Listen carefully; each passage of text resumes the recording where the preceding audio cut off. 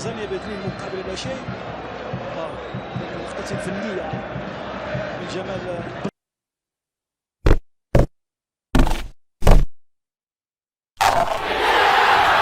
السلام عليكم ورحمة الله وبركاته. كي راكم دايرين خوتي؟ ان شاء الله قاعد تكونوا ملاح وقاعد تكونوا في صحة جيدة. اعلن الكوت جمال بالماضي عن قائمة المنتخب الوطني الجزائري التي ستخوض تربص جوان القادم لمواجهة اوغندا ضمن الجولة الخامسة من تصفية كأس افريقيا ومباراة الودية ضد تونس. قائمة السيد بالماضي حملت في طياتها الكثير من التغييرات، عندنا 7 تغييرات على وجه التحديد. عندك جاو 7 اسماء جديدة وغادرت 7 اسماء، يعني بمقارنة مع تربص مارس اللي فات. عندك في حراسة المرمى حضور متوقع لثنائي موندريا وزغبا اللي بيناتهم صراحه غادي تكون منافسه كبيره، شكون راح يظفر بالمكان الاساسي. في حين شفنا تواجد حارس يعني لوزما اللي هو اسامه بنبوط في مكان اوكيجدا. صراحه هذا التغيير يعني موفق كثير. بنبوط يقدم في اداءات كبيره جدا مع لوزما، في حين ان اوكيجدا مستواه تراجع بزاف على اللي كان عليه. عندك دفاعيا على اليمين عطال مستبعد بسبب الاصابه، تجديد ثقه في كيفن جيتون ومنح فرصه لهيثم لوصيف. كذلك هيثم لوصيف شرا خوتي اللي راه يتفرج سواء في البطوله المحليه ولا راه يشوف لوزما على المستوى الافريقي راح يعرف بلي انه الوصيف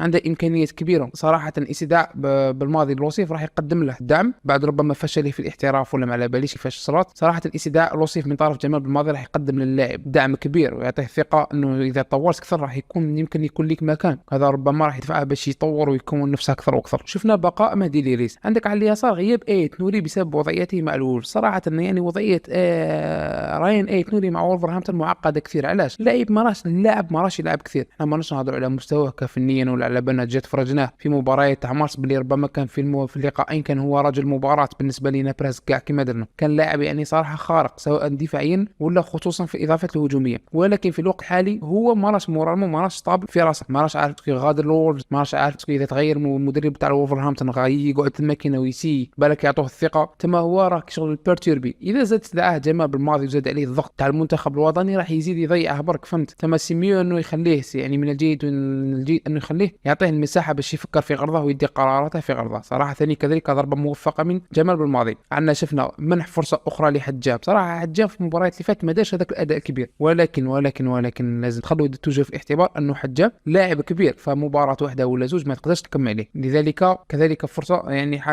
فرصه جديده لحجاب باش يثبت يعني وجوده مع المنتخب الوطني الجزائري ويؤدي ويقدم يعني الشيء الجميل. شفنا كذلك يعني وجود رامي بن سبعيني، صراحه القيمه تاعه كبيره كثير مع المنتخب الوطني الجزائري، سواء كان يعني المليحه في رامي بن سبعيني انه متعدد المناصب، نجم يلعب كقلب دفاع ونجم يلعب في مكانه المعتاد. انا شهن احمد توبه كذلك احمد توبه ثاني يقدم تقريبا من نفس دور تاع رامي بن سبعيني، ربما اكثر منه دفاعيا ولكن اقل منه هجوميا، شغل هما متعاكسين في الادوار في قيمه ولا في جوده الادوار. عندك عندنا شفنا حضور محمد لامين توغاي، عيسى مندي، وكذلك بالعيد مره اخرى لاستدعاء جمال بالماضي. عندك في الوسط الغياب الاهم هو ركيزه المنتخب الوطني الجزائري بالنصر. ما على باليش كيفاش راح نفوتوا هذه المرحله بلا اسماعيل بن ناصر، كيفاش راح يكون البناء تاع المنتخب الجزائري بلا بن ناصر، لانه كاع على بالنا بلي بن ناصر رافد خط الوسط تقريبا حتى بعض الاحيان الدفاع والهجوم على اكتافه بالتضحيات البدنيه الكبيره اللي يقوم بها جودته التكتيكيه، فكيفاش راح نلعبوا بلا بن ناصر الله اعلم. عندك صح لا غنى على زروقي في خطط بالماضي، دائما على بالنا بلي بالماضي يحب اللاعب زروقي، ما على بالناش يشوف فيه ربما هو يشوف انه يطبق الافكار تاعه ولا ربما انه يمتثل الكلام اللي يقول له بالماضي، ولا انه كما نقولوا كاين واحد اللاعبين يحبوهم المدربين خصوصا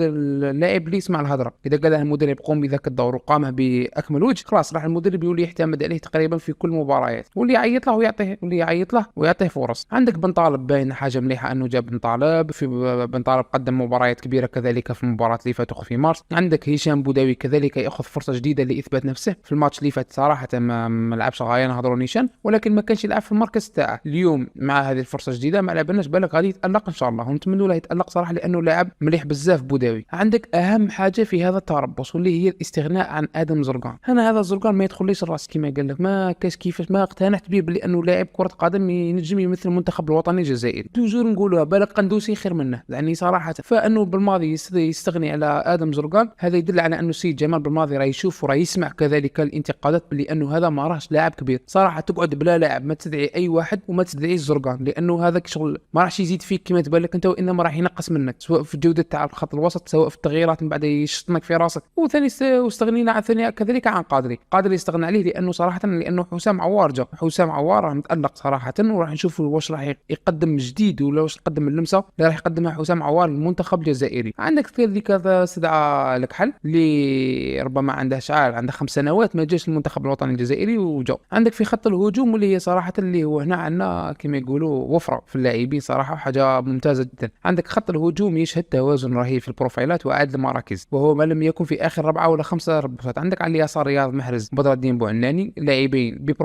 بروفايلين مختلفين. شفنا باللي انه بوعناني ما عندهاش اسلوب محرز وهذه حاجه مليحه بزاف، لانه اذا كان محرز ما قدرش يقدم في مباراه ربما بوعناني كما شفناه في واحد المباراه كيدخل دار التغيير وحط الاسيست المحرز. تما كيكونوا عندك لاعبين بروفايلين مختلفين راح يعطيك تقريبا خيارات كثيره بزاف. عندك على اليمين سعيد بالرحمه اللي راه في فورمه كبيره بزاف مع وست هام صراحه، اللي فرض نفسه على جمال بالماضي بالقوه بالرحمه، وهذه حاجه يعني تعود للاعب تعود شخصيته الاحترافيه. علاش اللاعب اللي يحترف دائما تلقى عنده عقليه مش كيما اللاعب المحلي، شو بغينا ولا كرهنا ما نقولوا داك خير ولا داك خير، ولكن اللاعب المحترف دائما تلقى عنده على عقليه ناضجه بزاف. عاود سداع عاود جاب بلا ما يدير لي ستوري بلا ما يقتل هضره بلا ما يلوم بلا استدعيتني راني نقدم في اداء، استدعيتني نجي نلبي يعني نداء الوطن كما يقول. عندك بالرحمه وعندك فارس الشايبي في كذلك كلاهما مختلفين في الخصائص. عندنا فارس الشايبي لعيبه اللعب تاعه ديريكت شو ما يقفش لا بال بزاف، كنترول باس كنترول اسيست يطلع راسها بزاف، في حين انه بالرحمه تستحقها في لي ماتش كما يكون الدفاع مزير ولا يكونوا يلعبوا لك بلوك ديفونسيف مولي الراول شويه تستحق بالرحمه كما نشوفوا في الدوري الانجليزي ممتاز. يراوغ يدير لك يدير تغييرات يدير الفرق في مثل هذه الدفاعات. عندك رباعي الهجوم عندك اثنين محطه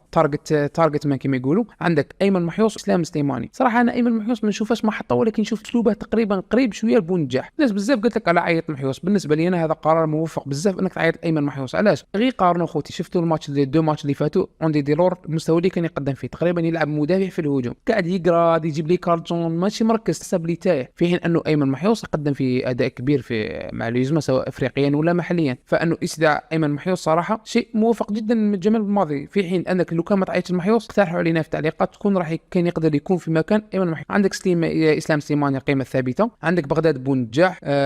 عندك عموره اليوم ما على باليش دروك عموره كيفاش راح يكون التوظيف تاعه. عندك اجمالا هذه واحده من اروع القوائم منذ فتره طويله، معدل اعمار جيد جدا، اختيارات منطقيه، وصراحه انه جمال بالماضي في هذا التربص يعني لا يلام، اعطى لكل حقه كما يقولوا سواء محليا ولا يعني في اللاعبين المحترفين. ودي دروك كاين زوج اسئله مهمه بزاف. السؤال الاول واش هو رايك في هذه قائمه جبل الماضي، واش هما الاسماء اللي تتمنى تشوفهم وما جاوش؟ هذا السؤال الاول. والسؤال الاهم بوجود هذه اللاعبين وهذه التغييرات واش راح تكون الخطه الانسب؟ انا بالنسبه لي راح تكون وقيله 4-4-2، ولكن انتم كيفاش تشوفوها 4-3-3 مع وجود حسام عوار كلاعب 10 ولا كيفاش راح تشوفوها؟ كان هذا هو فيديو اليوم تاع خوتي، ان شاء الله ما كنتش طولت عليكم، ما تنسوناش باللايك والاشتراك ونتلاقوا ان شاء الله في الفيديوهات الجايه.